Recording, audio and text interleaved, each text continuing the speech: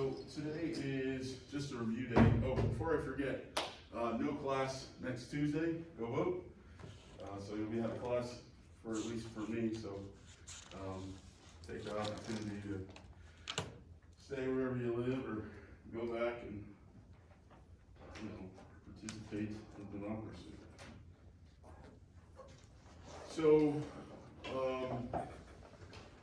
I just posted, I think last night, or I think it was last night, the final lecture from last week, which is Thursday's lecture, where we're wrapping up human development. I think we started some of that in here on Tuesday, talking about attachment theory. So I think I'll do a little bit of review on that. I know we had a short class last Tuesday. For the second class, you guys probably saw that for Wednesday. And then Thursday's class, we go on to talk about Piaget's cognitive stage model. I know you probably haven't seen that, so take a look at that. Your next test, I'm planning on posting it probably Thursday or Friday or this weekend, so sometime in the latter half of this week. We'll just say, look for that test. It'll be on these past three sections, which is sensation and perception, which is learning and conditioning, and then this last piece, which is human development. So those will be the three sections here. This is a test that I usually do something I think it's fun. The students usually think it's fun too. But we're not gonna be able to do that just because of the way the class is split up and how many folks are in class at each time. We're not really doing tests in class. So usually this is a group oral test. So usually I divide you into groups and I make you ask questions to each other, and that's the test. Folks usually do really well on this test because of the style, and that's fine. So I'm going to be thinking a bit, that might be the delay, I'm going to be thinking a bit about how to kind of give you something that's maybe just not a standard test, or at least something that'll let you earn a few points in terms of demonstrating what you learned. So just look for it to be unconventional. And don't be surprised if it's conventional. If I'm going to do a group test at home. Questions about that? Yes, sir. When will it be due? When will it be due? I don't know. A week from whenever I post it. How's it? What else? So, I don't have anything else. I want to take your questions. I'm happy to, again, just like, I don't know if you guys are here on the review day last time. Was that your class? Do you remember? We had a review day? Okay. I think so. Hey, you hadn't had one before. Good. So basically this looks like you probably watched it. You probably didn't. You might have watched it. And so that's just you guys asking me questions. That's if you need me to go over something again, can you tell me what that theory about X, Y, or Z was? Again, we can do that. Otherwise, I will start tossing random questions at you to see if you know, if you think you know.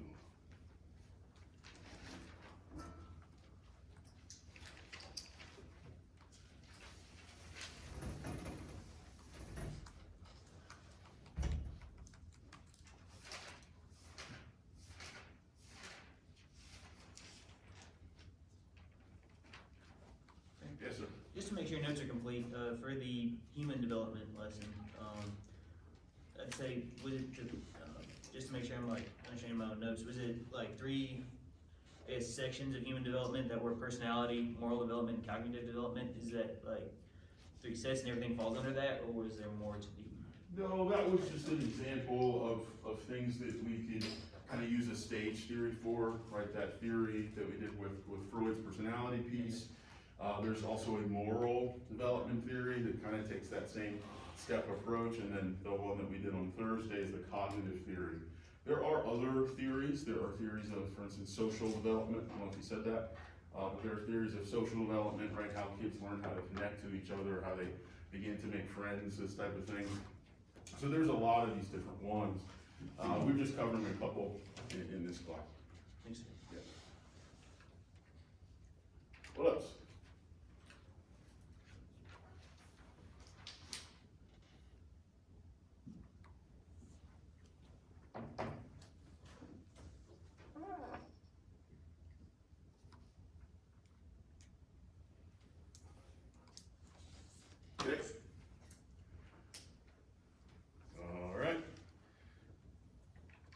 Yes, ma'am. Put your mask on, first of all. I have a note, You have a note? yeah. They From emailed, who? Who gives notes for that? Office of Accessibility, they emailed you. That's true. Okay. Just making sure you didn't say, from a pastor. So, you're fine. But I have a question for you. What's the difference between sensation and perception?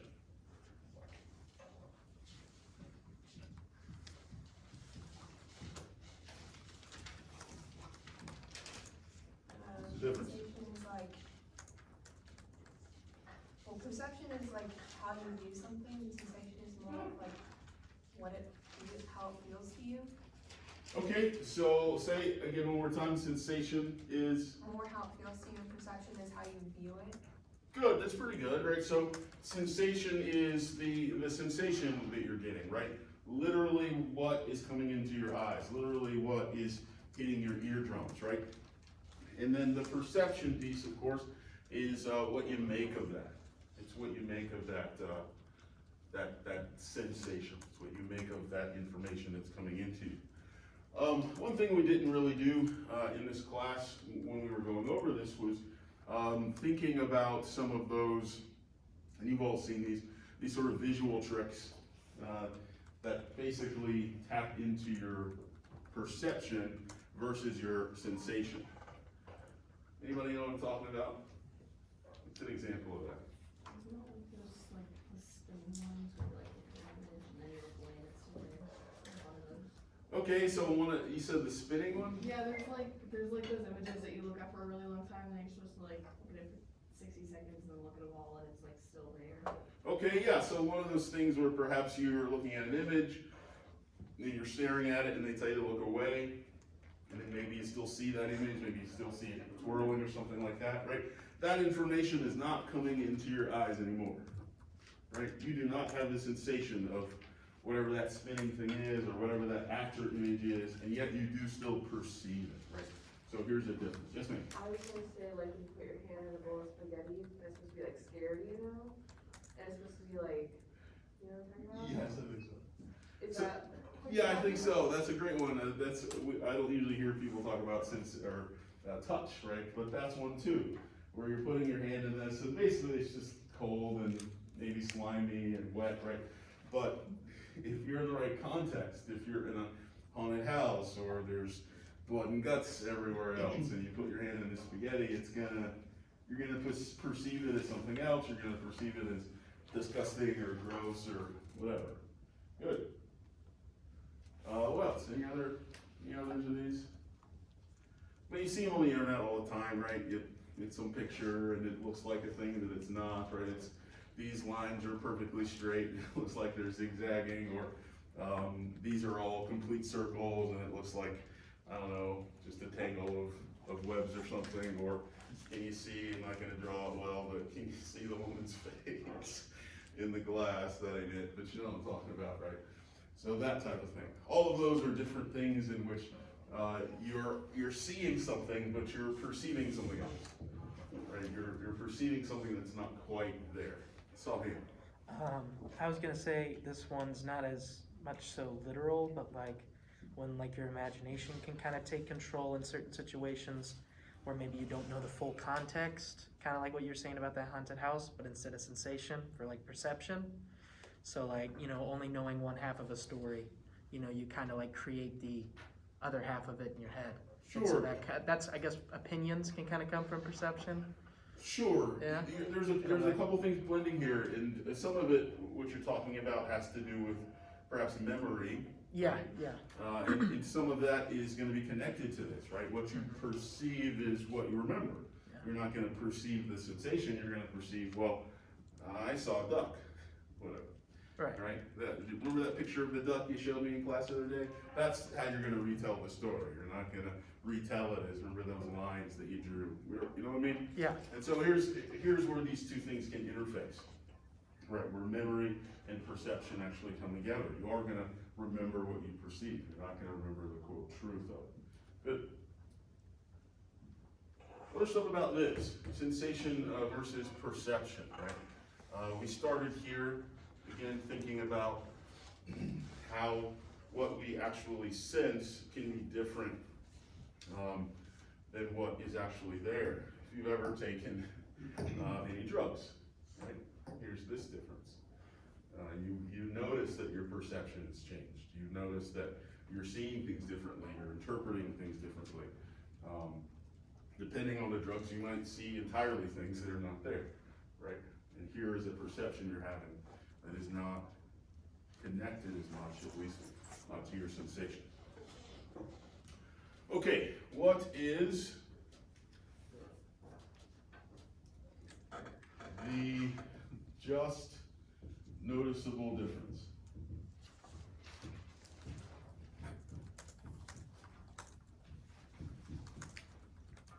It's a just noticeable difference. Yes, sir. I see you looking for it. Did you find it in the black? No, I haven't. All right. Well, let me know when you found it.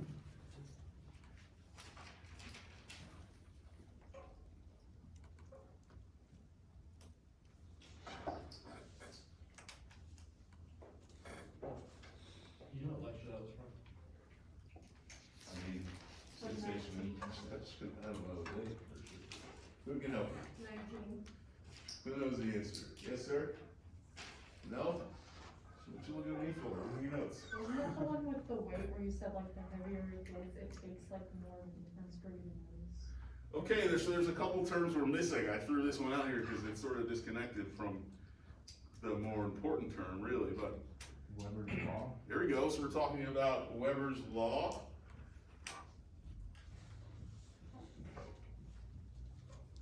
And you're on the right track.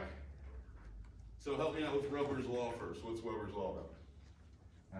We don't detect a difference in like just quantitative, it's a proportional difference. Good, it works. All right, so the difference isn't measured in amount of change, or as we're hearing here, right, quantity. It is measured in percent change, cent change, or proportion. Proportion, you can spell this word. Yeah, I think that's right. Is that right, or is it per portion?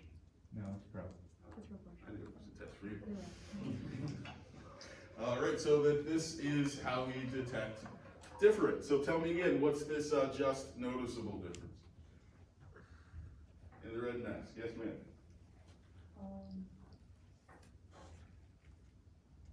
Like it has to sit like a certain, like proportion in between before you notice it? Yes, it's not as complex as I see on your face, but you are saying the right answer. Yes, sir.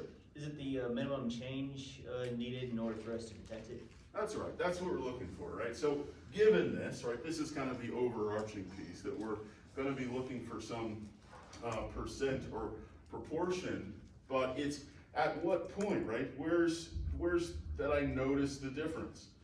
All right, I keep adding little bits of weight to this original weight. At what point do you go, oh, it weighs more? I noticed that it weighs more, right? So it is just the minimum amount of change needed to notice a difference. It's pretty simple, just term for what it is. What's this related to? Something called the difference.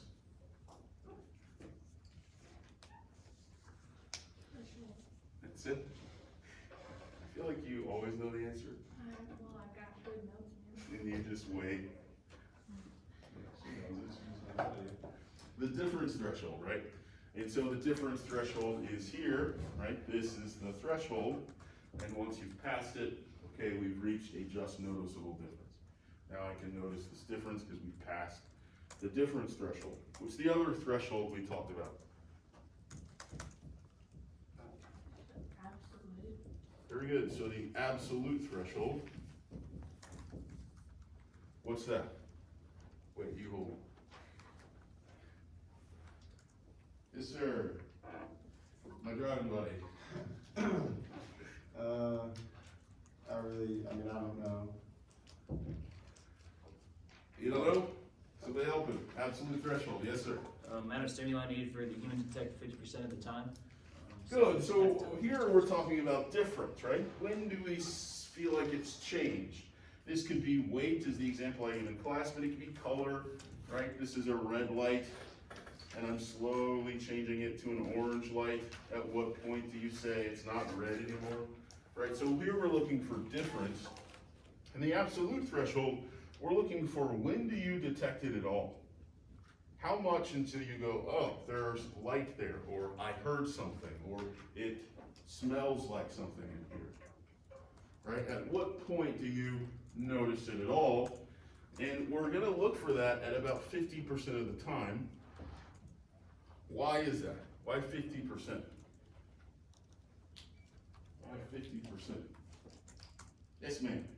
DJ, I don't know. what is going on? 50%. Yes, ma'am. From Ship say Austin, Alabama. I'll ask her.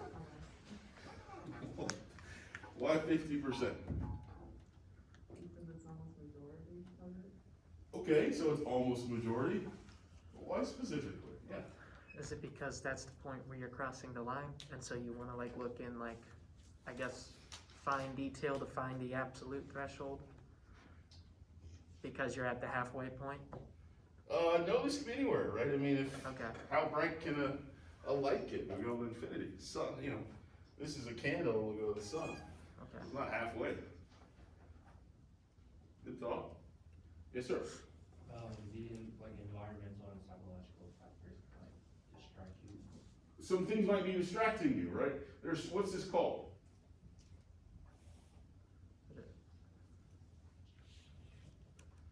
What's this called?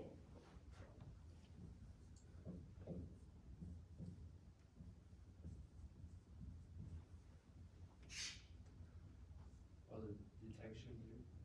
Yeah, you got a second word? What's that? Single. Signal, very good. So we're talking about the signal detection theory, right? And you got it right, you got the definition right. The signal detection theory is the fact that we may be distracted socially, psychologically, or just by other things in the environment, right? Other stimuli in the environment, such that it's too noisy in this situation for me to detect the sound. Or I'm distracted and I didn't hear you call my name. Or my eyes were adjusting and I didn't see the light yet because it still looks dark, right? All of these things are reasons we're giving why we're not gonna have the same threshold for exactly when we can detect something all the time. So we're gonna look for that 50% threshold. We're gonna look for when can you half and half? When are you just as likely to see it as to not see it? How much stimuli is needed in that case? And of course, sometimes it's gotta be too bright, but there are probably situations where it's super quiet and you're looking for the thing and it's all you're focused on and it's less than that threshold, but you still saw it. Yes, sir. So is it like, when you will see it 50% of the time, or like if there was 10 people, 5 of the people would notice it at that point? Great question.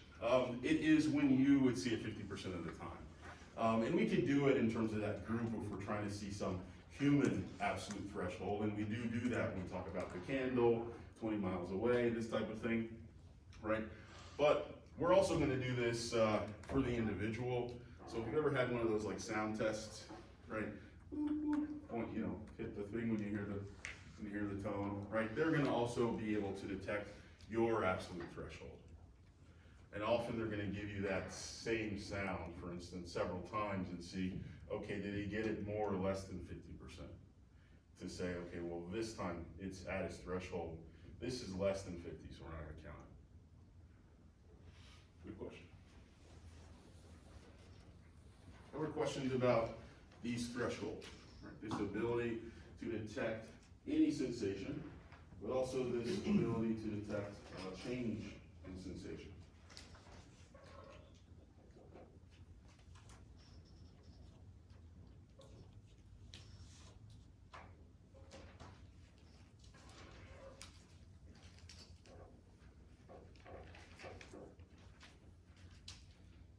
Okay.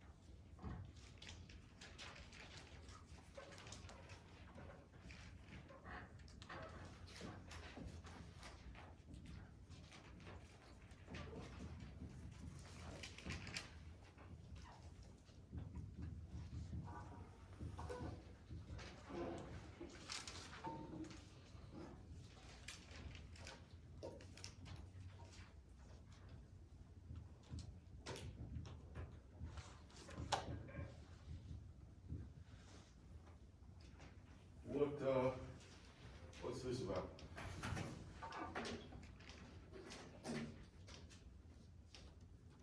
What's this got to do with? Yes, sir. I actually can't see it. What'd you say? I can't see it.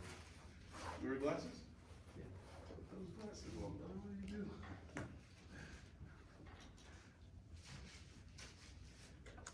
Now what you got?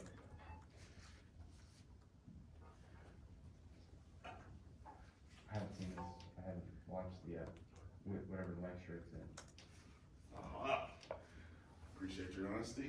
Please go watch it. Yes, ma'am, in the back.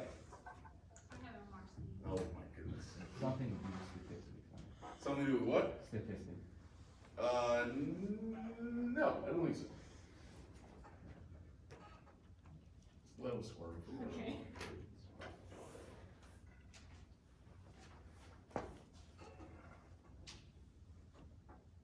What you got?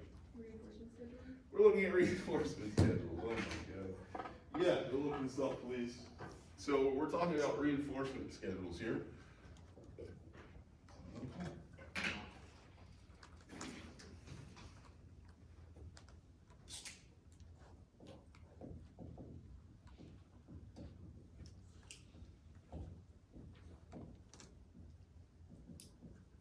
Reinforcement schedules. What does that mean? What are you talking about? What's a reinforcement schedule? What's it got to do with? It's like, isn't that like positive and negative reinforcement and stuff? Let's do with that. Yes. Let's do with how you're applying that. Okay, so she said it has to do with positive and negative reinforcement, also punishment, and it has to do with how you're applying these, or those reinforcements or punishments. Do folks remember this at all? Yeah, okay. So talk to me about the ratio scheduling. Who remembers ratio scheduling? I do not. Yes, ma'am. It was based on success or failure, or whether you get rewarded. Very good. So in a ratio schedule, we're based on a success or failure.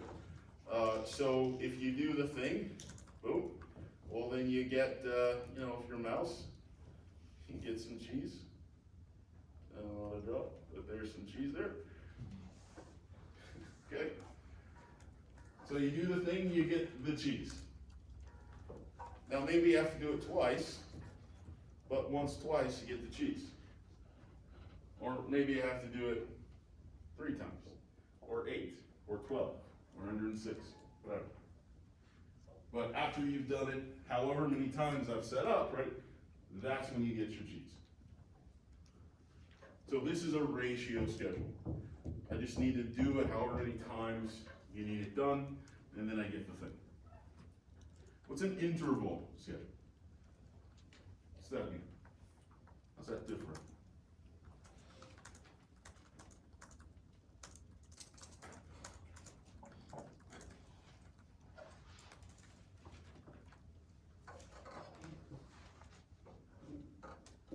Yes, sir.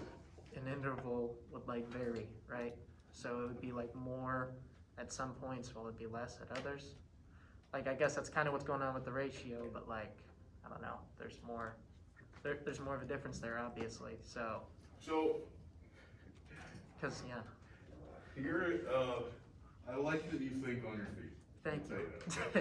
tell you that. So that's not quite what the difference between ratio and interval is, but it is the difference between fixed and variable, Okay, right? Does it stay 1, or does it go 1, 2, 1, 3, 2, 3, 2, 3, 3, 2, right? right, How many times I need to complete it. So we're looking at several trials here, right? In a fixed schedule, it's always the same. Whereas in a variable schedule, it's gonna change randomly.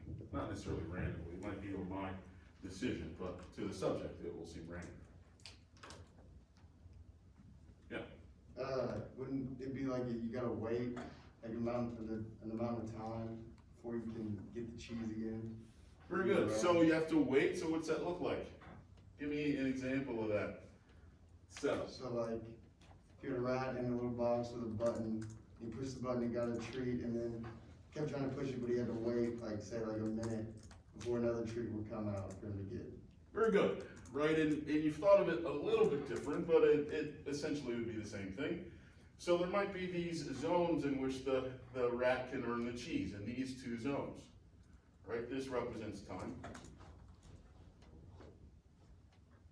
And so in seconds 1 through 3, if he presses the lever, he gets the cheese. Nothing here from seconds, 3 through 10. And then 10 through 12, if he presses the lever, he'll get the cheese. And so here's the interval. These are the intervals. These 2 seconds. Right? Of the 12, he's got this interval in order to press the button. Now, when I was saying he said it kind of inverted, we're not really usually concerned with when they can't press it. We're usually concerned with when they can press it. That is to say, how long are these intervals? How long do they have? So again, if it's fixed, it's always 2 seconds. If it's variable, sometimes, I don't know, it's 5 seconds. Sometimes it's 15 seconds. Right? If it's fixed, he always has 2 seconds. Now this is usually indicated, right? It's not this hidden thing, it could be, but that's gonna be hard to train. Usually we have to give some indication, hey, now's the time, now's your opportunity, now's your chance. When we're doing it for these mice, it's usually just a light that comes on in their cage. Hey, this light came on for 2 seconds. At first the rat doesn't know what that means, right? But one of these times, maybe he happens to be pressing the lever when the light's on. And he starts to put this together, right? And he starts to realize, oh, I only have until the light goes off before that cheese will come out. Otherwise, it's just gonna be lever. So if it's fixed, of course, always 2 seconds. The rat will notice, if that light comes on, it's coming on for 2 seconds and then it's going off. If it's variable, the rat will just know the light comes on, and sometimes it comes on for a long time. Sometimes it comes on just for a second or 2. But I do know that when it's on, that's when I can get the cheese. This makes sense? Right? This is the variable schedule. So our interest in these isn't just to know how they differ. Our real interest psychologically is how they affect the subject. What do you think happens if I used a fixed ratio to train my dog? What's the benefit of using this fixed ratio? After every number of successive tries, and it's always the same amount, probably 1, dog gets a treat. Yep. It's probably easier to catch on to, because it's not varying, it's a set standard that's easy to catch on to and abide by. Very good. So in this situation, the fixed ratio is indeed the best to teach with.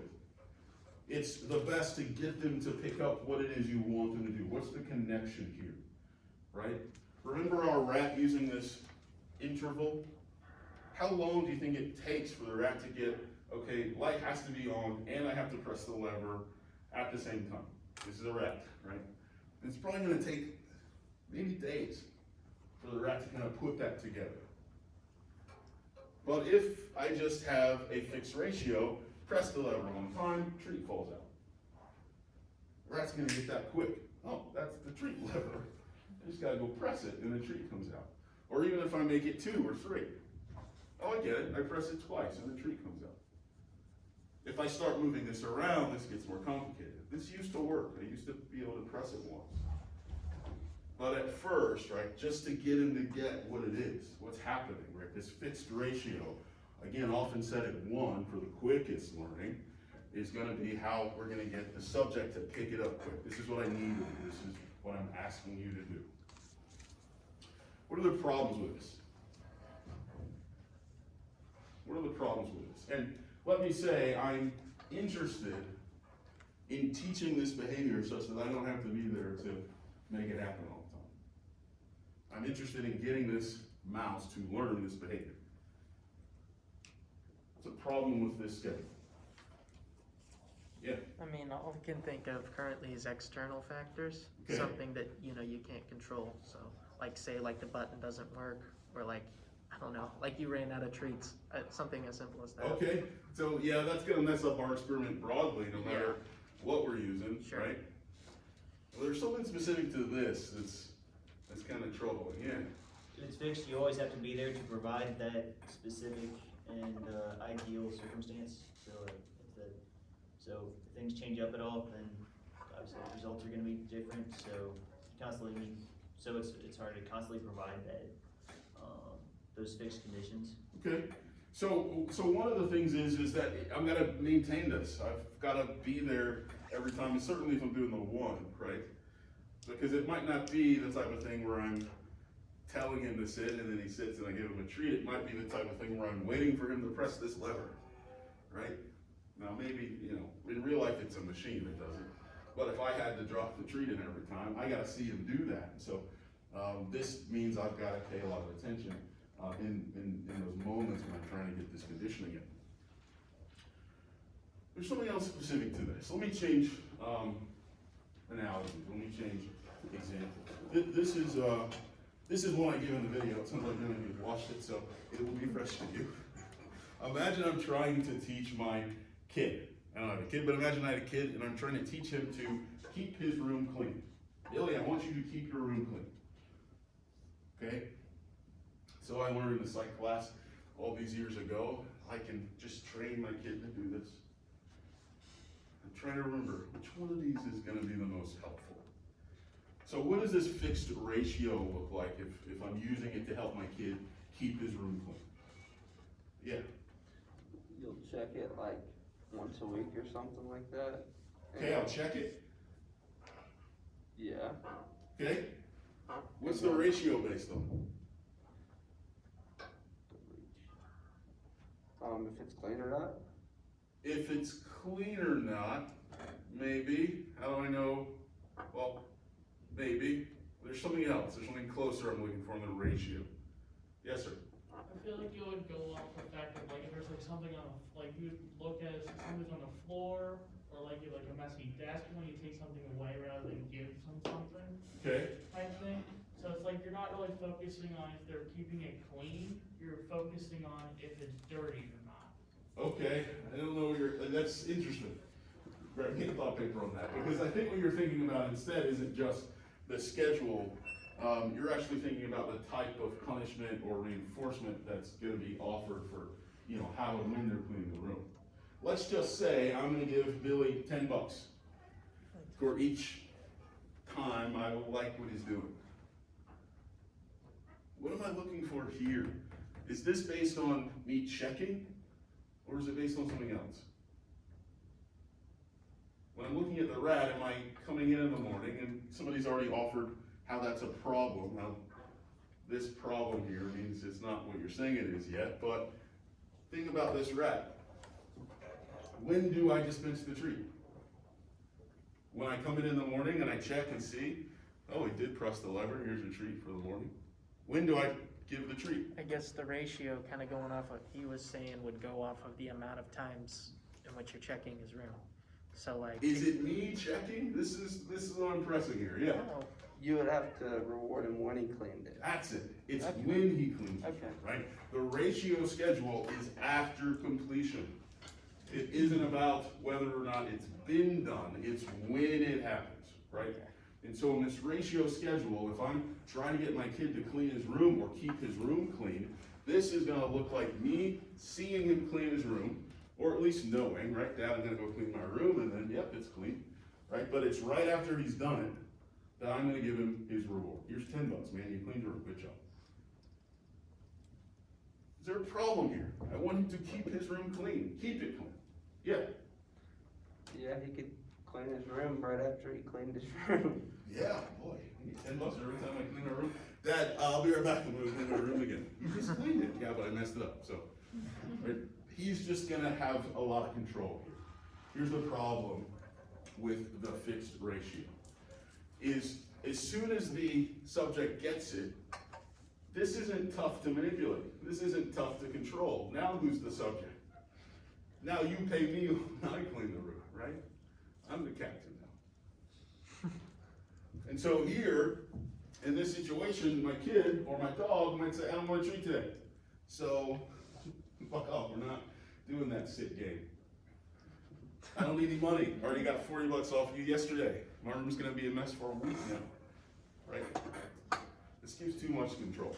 Now, we're not usually thinking about manipulating humans in this way, we're usually thinking about manipulating animals or right, some other thing that we're trying to train. So how about this one? Excuse me, how about this one? The variable ratio.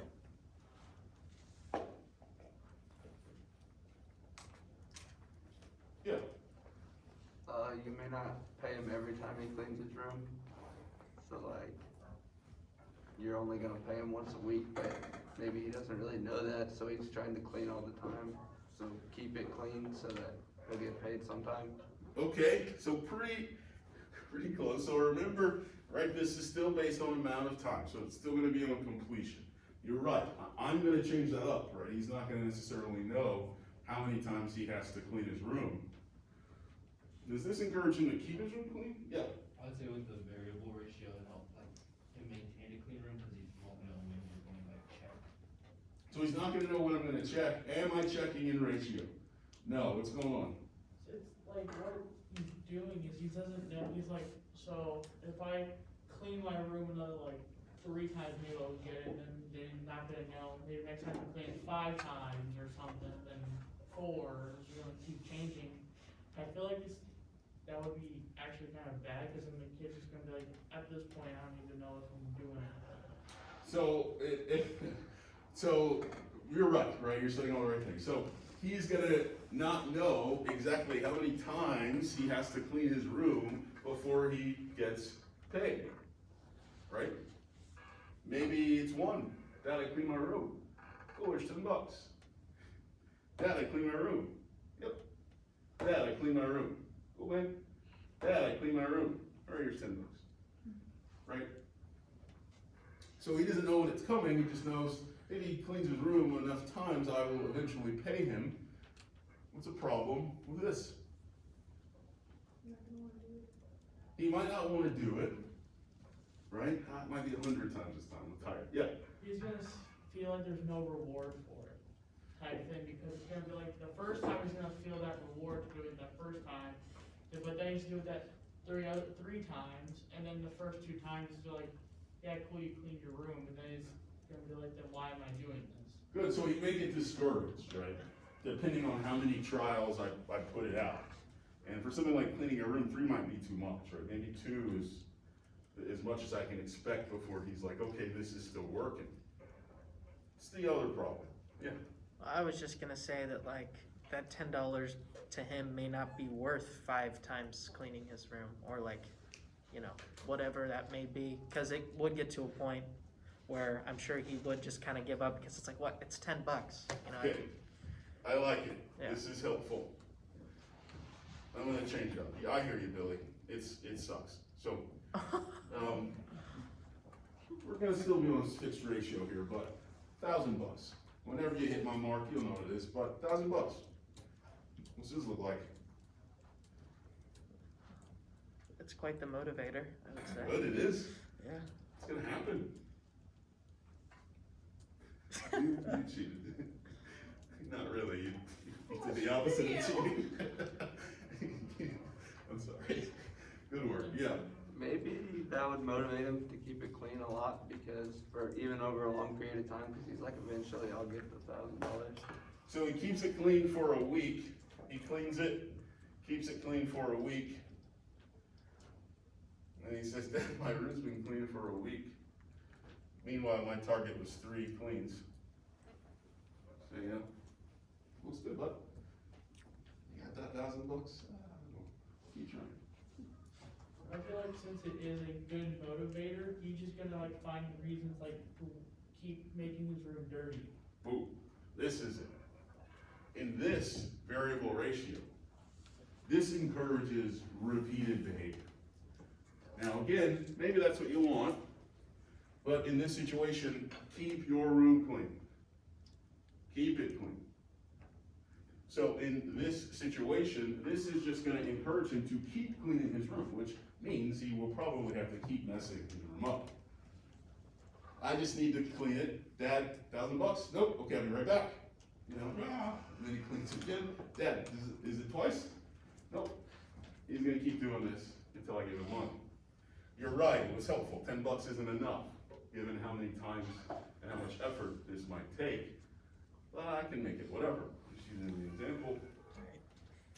This is how, well, let me tell you this funny example first. So, when we do this to mice, we don't use cheese, it's not enough of a reward. So we put electrodes in their brain. And we make them have orgasms. Just directly. And we put them on a variable ratio schedule. What do you think happens? Don't tell. What do you think happens? Yeah. Are we still on like the button thing you're saying? Sure, yeah. I mean, maybe he's just gonna sit there and tap the button. Just gonna sit there and tap the button. You're so right. The rat will press the button until he dies. To death. Screw food and water, this is a great reward. And I know if I keep pressing it, maybe it's 100 more times, I'm just gonna keep going, because I really like that buzz they give me in the head. Right?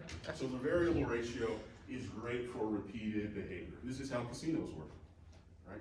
Eventually, if I pull this thing, eventually if I get the right card, right, I'm gonna make hundreds, thousands of dollars. And so I will repeatedly pull this or keep playing hands as long as I can until, right? Of course, the casino costs money, not just time. So you can eventually run out, but if it was free, you just keep pulling this thing. Eventually $10,000 will fall out. Just keep pulling it. You're not gonna leave. You know, I'll be here all day, man. All week, $10,000. That's more than I'm making a month, maybe 6 months. So you're gonna stay at that lever until you get what's yours. And then if I tell you, yeah, you just keep pulling it, you get another 10,000. Oh shit! You gotta be anywhere. You know, you're just gonna be at that lever. Probably forever, right? You get $10,000. One time you pull it, it's the first one. Shit, dude, you know, you're gonna be there all day. All right, variable interval. Keep your room clean. What's this look like? Did I skip fixed interval? No. I did? Fixed interval. What's this look like? Yeah. I think that's what I was trying to say earlier, Okay. where it would be like a set amount of times, like once a week, or Okay. like, you know, once every couple days. Very good. So, in this case, I say, I probably would tell him if it's gonna be fixed. So, hey man, every week, if your room is clean, just go back to $10. I'll give you $10. Every week, if your room is clean, I'll give you $10. How's this do? What's his behavior gonna be like in terms of keeping his room clean? Yes, sir. I feel like what it would be is that he's thinking to himself that, so every Saturday, I'm gonna get paid, right? Yep. So all I'm gonna do is work towards Saturday. So Sunday, Monday, Tuesday, Wednesday, Thursday, it doesn't matter what I do, but Friday, I'm gonna clean my room. Yes, very good. So I want him to keep his room clean. And this starts to get us close, right? He's certainly not gonna be messing it up. But if he's a messy person anyway, he's probably just gonna clean it on Friday. Right? This is when I'm gonna check. He knows I'm checking Friday, so it's clean on Friday, Dad. Right? That's what you said. If I check on Friday and it's clean, you get paid. So here, right, we can get compliance, we can get close to compliance, and depending on it being unraveled, or depending on how long that compliance lasts, depending on, again, what we're trying to do, right, this might work. It might work. But probably, it leaves at least the opportunity that they're still only gonna do it when it needs to be done. They're still only gonna do it when I'm gonna check. So of course, how do I fix it? It's the answer. Yes, sir. Change the fixed interval to daily. Change the fixed interval to daily. Checking every day. That's great, right? Okay, I like this. This is what I was looking for. Monday, Tuesday, Wednesday, Thursday, and then something else. So here, right, I check every day. Does this keep his room clean? Necessarily?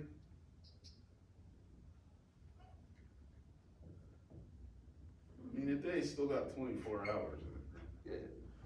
Again, it gets us close, right? And it might work, maybe perfect. But depending on how messy this particular kid is, his room may still be messy by the end of each day. He's gotta clean it again. Or maybe he cleaned it early in the morning and it's messy here and then he cleans it again here, right? Yeah. You gotta make it random, What's that? Is there one up here for that? variable interval. There it is, right? So if I'm doing the variable interval, sometimes I check on Wednesdays, then I wait and I check, I go a whole week, and then I check on Friday, and then I check on Monday, and then I check on Saturday, right? Now he does not know when I'm checking. He doesn't know when I'm checking. But guess what? If your room's clean when I check, you get $10. Just gotta be clean when I check randomly. Now what's gonna happen? You'll be paranoid. Paranoid. Yeah. He's gonna look at it the way of, well, if I gotta make sure it says clean, cause if it's not clean right now, and then, oh, well, she checks in an hour, and I don't get my money, then I don't know when the next opportunity I'm gonna get is. Very good. So just like the variable ratio, right, you don't know when the next opportunity is, this creates a sort of focused attention, right? I gotta figure out when this next one is if I want that thing, and so I'm gonna try to be pretty vigilant. In terms of the ratio, that vigilance looks like repeated behavior, but in terms of the interval, the focus here looks like a maintained behavior, right? I'm going to be consistent in this way such that anytime I'm being checked, I'm ready to go. Yes, sir? Could it be the opposite, like if the first few times you checked, it was like on the day when, he's like, I've been cleaning this every day, and he keeps checking when it's not clean, and then, I mean, it'll also be constant, but he just decides to quit cleaning, cause he's not gonna get it. Depends on how much he wants the reward, right? And some of this is my job. That's not enough for you to feel like you gotta keep going back and cleaning it, cause you missed it last time, well, $1,000 if I catch it, right? Sure. Now I'm gonna try not to mess it up, now I'm gonna keep it clean every time I do mess it up, right? And you just gotta set the reward up, enough. But yeah. Other questions about this? Right, so again, here we're really just interested in that type of maintenance of behavior or repeated behavior, right? Or some type of consistency in learning. Right. Question? Yep. So is that, like, we just talked about positive reinforcement, so like negative reinforcement is just the same thing? Sure, punishment, you know. If I check and your room's dirty, I'm gonna whip your ass. So, oh shit. I don't want him to show up on a day when the room's messy, so I better keep it clean, right? Every time I see your room's messy, I'm gonna ground you, do some negative punishment, right? In this case, it's probably just never gonna dirty it, so maybe punishment and a fixed ratio would be better. Or punishments work in the same way reinforcements do. To be fair, sometimes you don't care about the punishment. I don't feel like cleaning my room, I don't care, ground me. I haven't had anywhere to go this weekend anyway. Good question. Okay.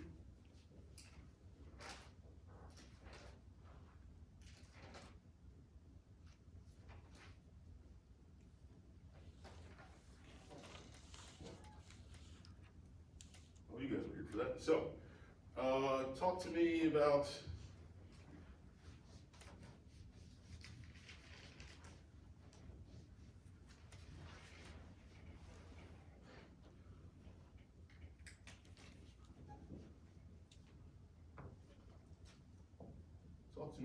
these different types of attachment.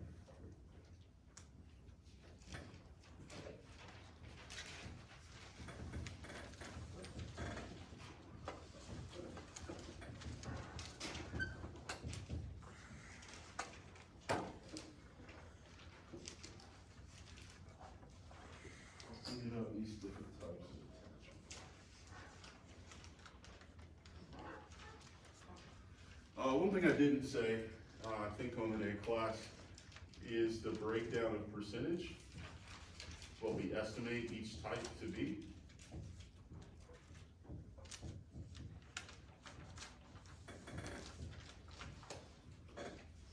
It's about like this.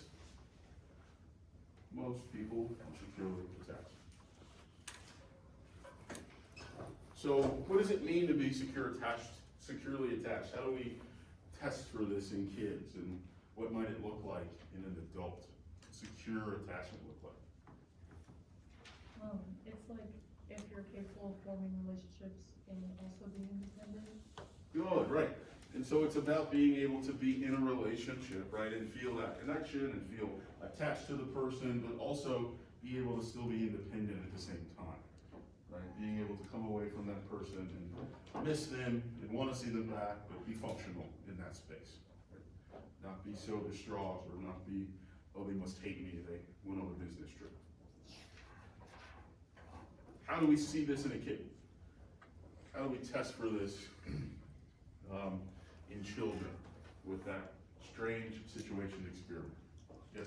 I guess that would revolve around parents, since that's probably the main relationship or guardians, since that's the main relationship they have Right? at that time. So we use the parents in this situation? Yeah. And what do we do with them? What do we do with the parents in this strange situation? Yes, ma'am, Chief Max. Maybe, Maybe. Who knows? This is the class you guys were here for. I talked about this in this class, did I not? Yeah. All right, we'll get together. Yes, sir. I think, one of the videos you posted was like, have a child, like, so a parent and a child, like, go to like a daycare thing, and then like the parent will like leave. Yep, so they take the kid, the parent takes the kid into the daycare, and then the parent leaves. What are we looking for on departure? Yes, ma'am? If the kid cries or not. Oh. If the kid cries or not, are they upset? Do you love your mom? If you love her, you probably don't want to have her leave you in this weird room. Good. So we look for the kid to cry. If the kid doesn't cry, what does that suggest? It suggests that they're secure, It suggests what? that they may be secure or like fine, you know. No. No? What happens if the kid doesn't cry? Oh, mom left? Yeah. The avoidant one, like they're probably used to them leaving. Very good. Oh. We're looking at this avoidant style of attachment, right? This is a kid, not a, not Well, a college student. I guess how old are they? I guess that's where I was confused. Daycare, right? Daycare. Preschool. So at this age, if the kid is like, mom leaves all the time, who cares? It doesn't bother me. I've seen this 100 times before, right? There's probably a bit of separation there. At 3, at 2, right? We're not talking about going to college, but probably if you got dropped off at college, you felt a little bit sad. Yeah. You know, once you got after your first party or something. But probably there's a little sadness there, even as a teenager, as an adult. And we would expect to see this in terms of tears and upsetness with a child. Mommy, where are you going? I love you. Awesome. Kid loves his mom. Then what happens? Kid leaves or mom leaves, kid's in there crying. You got the camera on. Star subject in an experiment. Look at all his tears. Then what do we do? Yeah. Would we be looking for the amount of time in which they're crying? No, we usually don't let them cry that long. What's the next step? Mom comes back in the room, right? We just want to see what happens when they leave, right? They're probably gonna stop crying eventually, or maybe not. That's not of too much interest to us. Now we're interested in the reunion. Mom comes back in the room, and now what are we looking for? The response? The response, yes. What's a good, secure response? What's the secure response to the reunion? Say what? Running up to the mom. Running up to the mom, hugging her. It's the emotion we would expect. Oh, Right, they're happy to see her again, right? Or dad or guardian, right? They're happy to see. I was sad to see you go. I maintained my love while you were gone. and you're back, I still love you, I'm happy to see you again. Right? What do we expect for these other two kids? So secure, sad to see you go, happy to see you return, and once you return, we can get back to what we were doing. Hey, check out all this cool stuff in this room that you left me in. What's the avoidant kid gonna do? Yeah. Either being different or like being hesitant. Yeah, so the avoidant kid again will be usually different or hesitant. Again, sometimes they don't even care too much that the parent is leaving. This is sad, but my dog has an avoidant attachment to me. You know, I'm gone all day. You know, I come home. It's like he leaves all the time. He doesn't cry when I leave. When I come home, he's like, "What's up?" You know, have a dog that runs up to the door and says, "Oh yeah, you're home." Right? My dog's got an insecure attachment. Okay. So we expect that when the parent comes back home or comes back in the room, right, the kid's not going to really have too much of a reaction. He may still go to his mom, but he may not be happy to see her. He may just kind of still be pouting or whatever state he was in when she left. You won't really see too much of a shift in the child's reaction when the parent rejoins them. How about this ambivalent attachment? What's this look like when the parent comes back in the room? Yes, sir.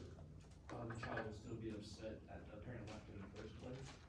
Yeah, so the kid won't be able usually to calm down. And when we say upset here, we tend to mean really tearful, if not really angry, right? Because the parent's gonna come back in the room and the kid's gonna have been upset. Often the ambivalent kids can be a little more upset than the secure kids, right?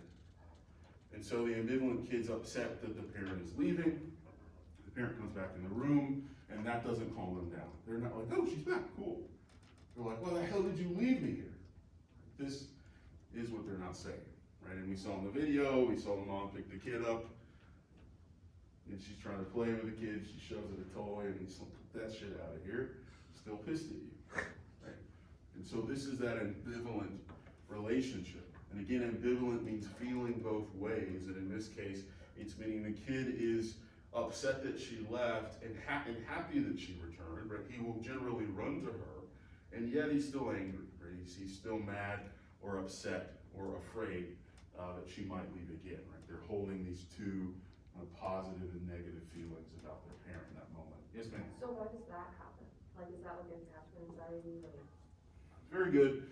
So it could show up the same way the avoidant attachment shows up, but with a bit of a difference. I think the ambivalent kid that has sort of an avoidant parent, that is to say, a parent that's maybe gone a lot, as a parent that's not spending much time with them, this is usually going to show up if the kid at some point had a pretty secure relationship or maybe even a clingy relationship where that separation, that first separation for maybe a long time or that wasn't planned, right, that scares them. So usually this kid's gonna have some emotion about separation. The other way is they've never been separated. They're 3 years old and they've never stayed with grandma, never had a babysitter, mom and dad's always there with them. Always there with them. And so the first time they separate, this is freaking them out. You're 4 years old, it's your first time going to daycare, being anywhere without your parents. What are you doing? This is not anything I've ever experienced. And so this kid's gonna have sometimes a more outlandish reaction. Now, when I say they haven't experienced things, like this doesn't mean you know, 1.5, you're leaving your kid for weeks on end, but it means you take them to see grandma, they visited uncles, and you've gone to the store and, you know, left them with their older brother or something. That they just gonna get that sense of parents can leave and come back, right? And even if I'm upset, when they come back, things are gonna be okay. Right? This is a thing that you're teaching in terms of behavior, in terms of experience, right? Not something, of course, you can just tell to a child. Okay, last question. I think you saw it. I don't know this. Why do you love your parents? Did I ask you that?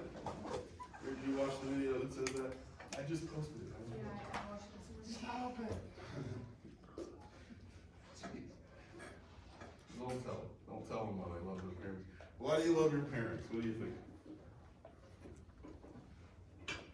Well, here's the thing. Go watch the video from last Thursday. I did just post it, so no fault on that one. Go watch that video. And you'll discover, I'll just give you the sort of long and short of it, you'll discover the reason you love your parents is because they touch you. The reason you love your parents is not generally because you think they're giving you things or providing you with things. That's a piece of it, but a small piece.